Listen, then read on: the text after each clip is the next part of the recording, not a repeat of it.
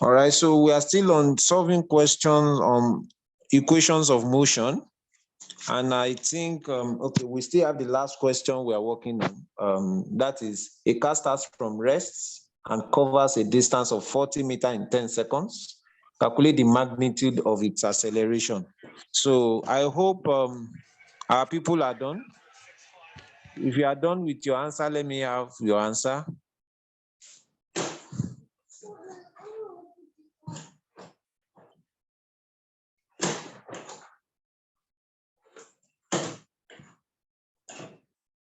Suliat, if you are done, you can, if you don't want to unmute, you can send your answer by chat. I think I can still read chat from here.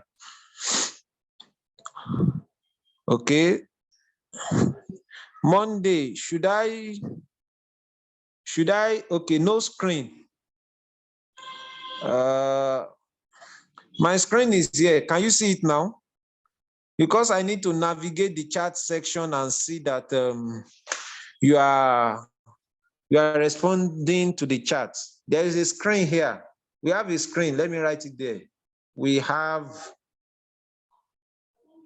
a screen. It's just that it's a whiteboard. We have a screen, actually. Screen. She-E-N. Then let me just say we have a board instead. At least I'll save myself some embarrassment. We have a board. So not really a screen, it's a board, a whiteboard where we can write. So Monday, if you want me to repeat that question, I was dictating the question from here, not that I put it on the screen actually. So if you want me to repeat that so that I can quickly solve it, we really don't have much time though. That's we just want to complete an hour of lesson for today. That's why we decided to come back now. So Suliat, what answer did you arrive at? Or do you need more time? Or I should just go ahead and solve? My answer is in decimal. What did you get? 0.8. 0.8 is correct. Hey, I need you to develop confidence in yourself, all right? Don't be afraid. It's actually a correct answer, 0.8 meters per second square, right? That's the correct answer. Are you happy? Yes.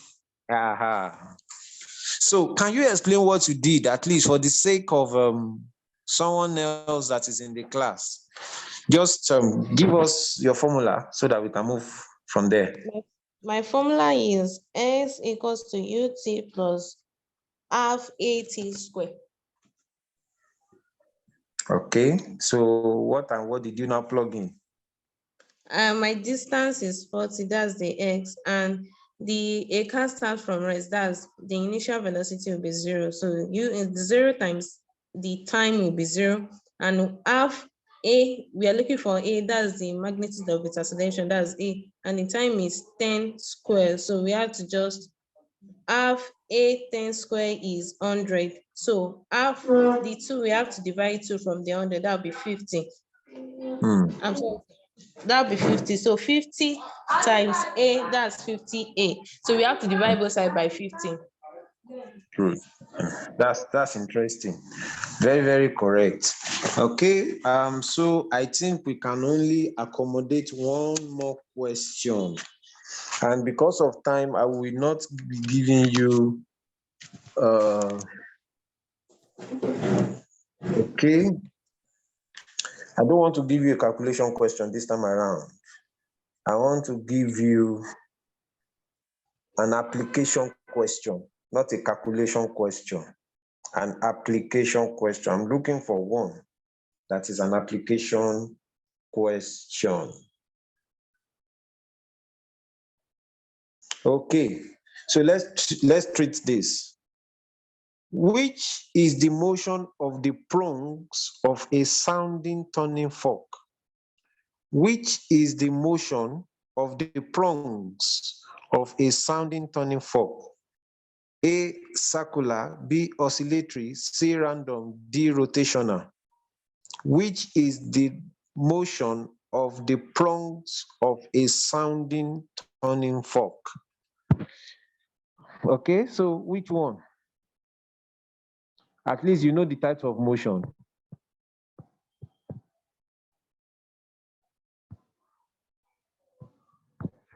A sounding turning fork. What is the motion Sir, of is it? oscillatory or vibratory motion? Yeah, correct. It's oscillatory or vibratory motion. You are very correct. You are very correct. That's interesting. That's interesting. Oh, I love that. I love that. I love that. Okay. Now, listen to this one. Okay.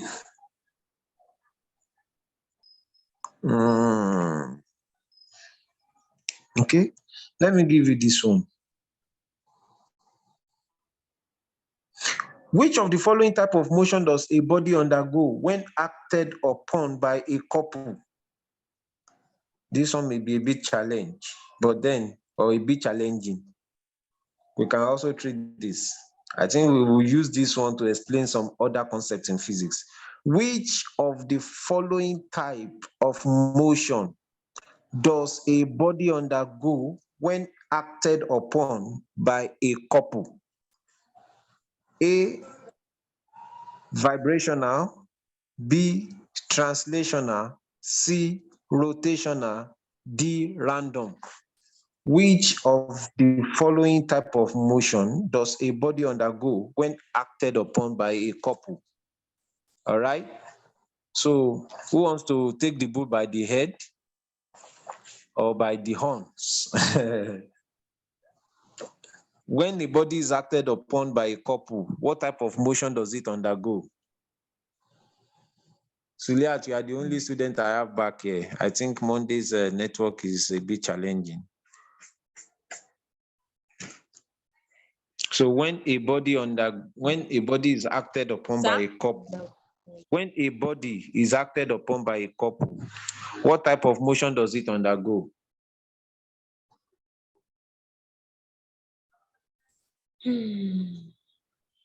Just say something. Just say something. Don't be afraid.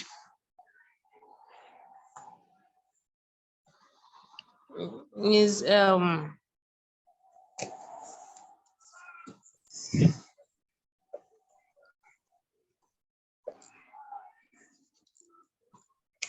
translational. Translational.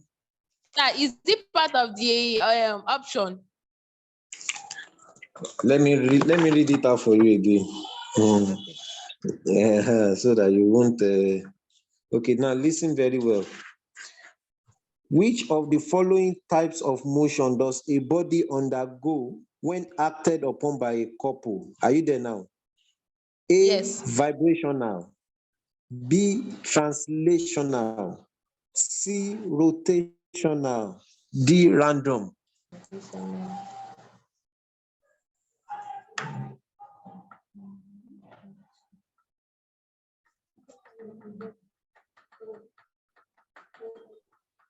So which one do you want to pick? Random.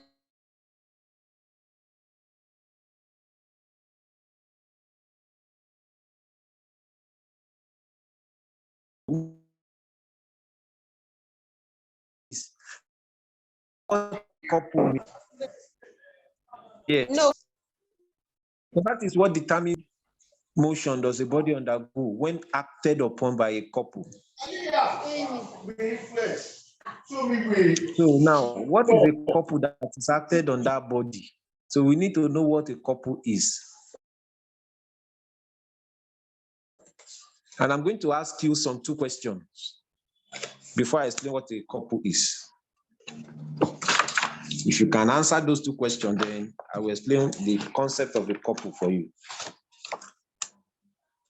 You should be able to answer those 2 questions. Sir, can you repeat the question again, the 2 questions? Okay, which of the following does a body which of the following types of motion does a body undergo when acted upon by a couple? When acted upon by a couple. Are you there now? Yes. Should I read the options again? Oh my God. A, You. vibrational, B, translational, C, rotational, D, random. It can only be one answer out of the four. So there's nothing to be afraid of.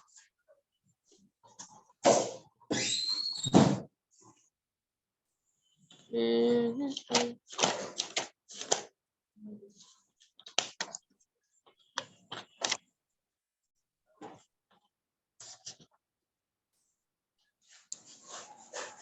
So you can see that people will say motion, motion, motion. Motion is simple. Motion, you, need, you need to understand some nitty gritty in motion. It's not just that motion is the simplest part of physics. Hey, says who? It doesn't happen that way. So says motion. Go and read the electromagnetic. Sir, please, what's the meaning of that couple?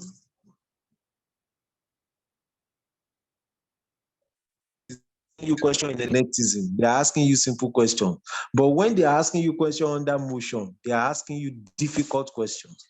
So most times you really need to know your onions well before you can answer or attempt such questions. And I can tell you vividly, a question like this, if it comes out again in JAM, several students will still fail it.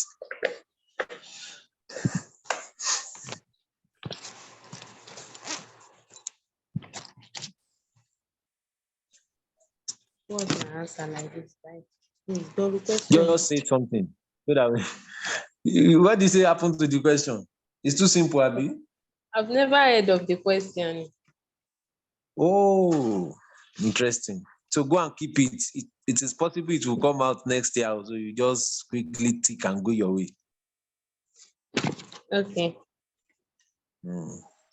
There are several simple questions like that in physics that people don't know is simple, actually.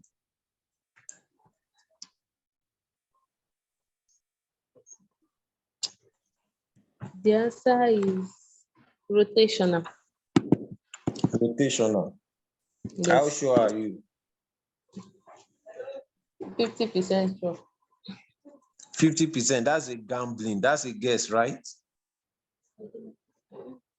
I'm just trying. You have tried, actually. So why do you pick rotational? Why did you pick rotational? I just picked it because I don't really understand the meaning of the couple. Okay. All right. So I want to ask you two questions before I tell you what the answer is. Have you driven a car before or any No. vehicle at all? No. But do you see people driving a car? Yes. You know that there is a steering wheel. Hmm? Have So you I don't know steering wheel? anything about car. You don't know steering wheel of a car. You have entered the car before, or a bus, at least. You must have seen the steering of a vehicle, haven't you? Yes. You've seen someone driving before, right? Yes. Can you describe how they hold the steering? Just a description how the steering is being held.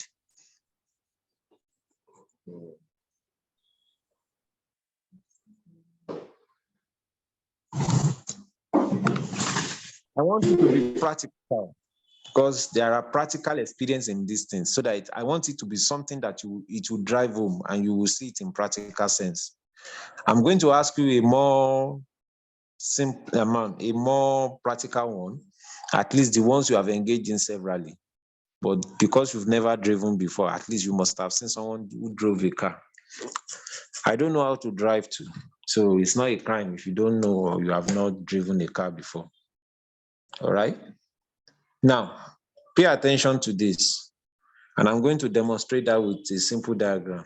Are you seeing my screen? Are you there? Yes. Okay. Let's assume this is a steering wheel. Don't worry. You know you hold it at this end and you hold it at this end. Yes or no? Abi? Yes. Then you Yes. now turn it either this way or you turn it this way. Abi? Both Yes. hands align Yes. in one sense, kind of. Let's say this is our steering. You hold it here, you hold it here. Now, leave this one. Have you opened a tap before? Yes. Oh, good. So let's assume a tap is like this. Then you have the tap knob here, Abi, something like T. Yes or no? You put one finger here, you put another finger here, then you turn it around, Abi? Yes. Good. That's what we call a couple. So a couple is system of movements. You know what a movement is? A movement is product of force and the distance, perpendicular distance from the point of application to the point of action. It's not momentum. Momentum is different from moment. Momentum is product of mass and velocity. We are not going to momentum. We are going to movement. When you have objects and then a force is acting on that object, we call the product of force and the distance from the object moment. Let me demonstrate one for you. I'm still going to give you a lot of explanation here. Let's assume that this is a bottle. You have a bottle opener here. All right. Now, when you want to open a bottle opener, you pull it up at this end. Yes or no? Yes. Then when you pull the bottle opener up, you discover that from here to here, there is a distance. The force you are applying it at this end. There is a force that you are applying. When you pull the bottle opener up, the distance from the bottle opener end to the point where it is on the knob or on the bottle top will cause a rotation that will open the bottle up. Am I right? Yes. This, when you have this FD, we call it moment. What did I call it? Moment. Moment is the product of force and the perpendicular distance from the point of application to the point of action. Keep that. Now let's go back to the tap. I just want to draw the tap. I'm not drawing every other thing. There is a force you are applying here and another force that you need to apply here. So there is a distance from here to here, and there is a distance from here to here. Now, so you call this one FD, you call this one to FD. When you have a system of two equal and parallel but opposite forces acting on an object, you call it a couple. Two system of movement, we call it couple in physics. Just like when you want to drive a car. If you are not the smart type that can drive with one hand, especially when you are a learner, you have to hold the steering with your two hands. If you want to turn it left, you turn the two hands together. If you want to turn it right, you turn the two hands together. That is couple. So just like what we have seen now concerning this tap or the steering wheel. So when an object is acted upon by a couple, there is only one thing that can happen to that object. It will rotate. So the kind of motion that object will undergo is called a rotational motion. So in your case now, you got it right because you picked rotational motion. The only thing is you cannot explain why, but that explanation is what I just supplied to you now. Thank you, sir. Do you understand now? Yes, sir. Okay. So I think at this point I want to stop, but I want to give you an assignment. Let me relate an assignment to you, a kind of question you can solve on your own. You can get back to me with the answer or probably next class. Next class is going to be Friday, 6 p.m. or 6:45. I think I should be available. I'll work it out. I'll work out my availability.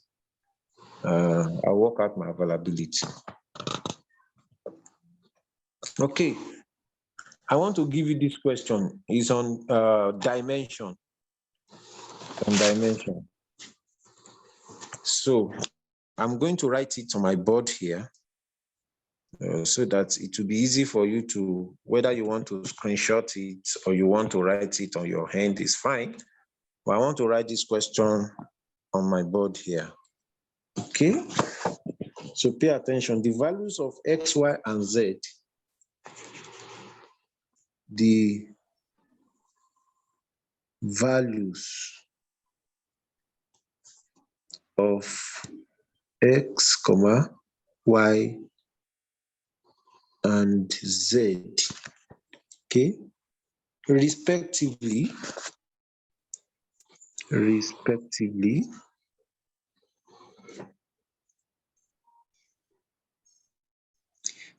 in the expression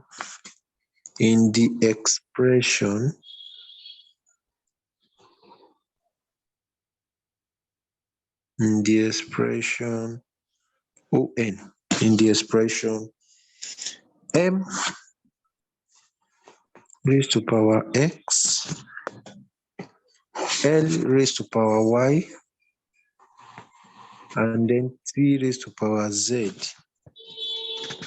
For the universal gravitational constant, for the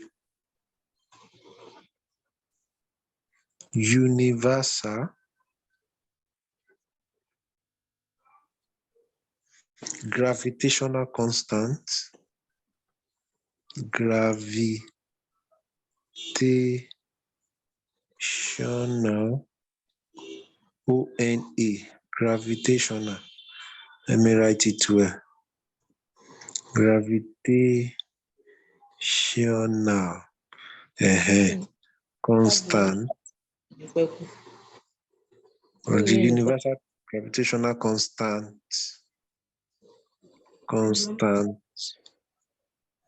G,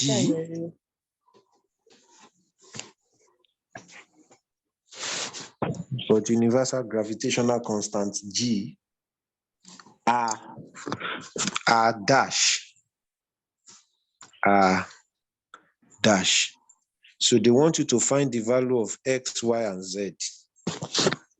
The values of X, Y, and Z respectively in the expression M raised to power X, L raised to power Y, T raised to power Z for the universal gravitational constant G, R dash.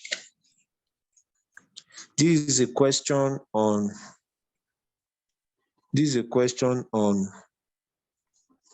dimension. It's a question on dimension. Universal gravitational constant G. So you need to know how G is being expressed. Gravitational constant is simple. Once you know what gravitational constant is, the units, you'll be able to express it in terms of ml and t. If you need explanation before I go, I can give you simple explanation. I need. Yeah. Okay. What's the value of G? The value of G? Yes. G is acceleration due to gravity that you know. So it's the same thing they call universal gravitational constant. Okay. What's the value? It's 10 meters per second square. Now, the value is 10. What's the unit? Meter per second square. So we have solved the question. That's the answer. You have just, you said? Is that the answer? So translate that unit to MLT. That's what you need to do. Express that unit in terms of ML and T. So you'll be able to get the value of X, Y, and Z. Okay, sir. So I think I've made it simpler for you. So just work on it. Next class, by God's grace, is supposed to be Friday. I hope I should be able to get time to attend to you then. So at this point, I want to end the class. You made it very interesting that I want to come back again. It's fine. So we are done, sir. Let me off my screen. Stop share.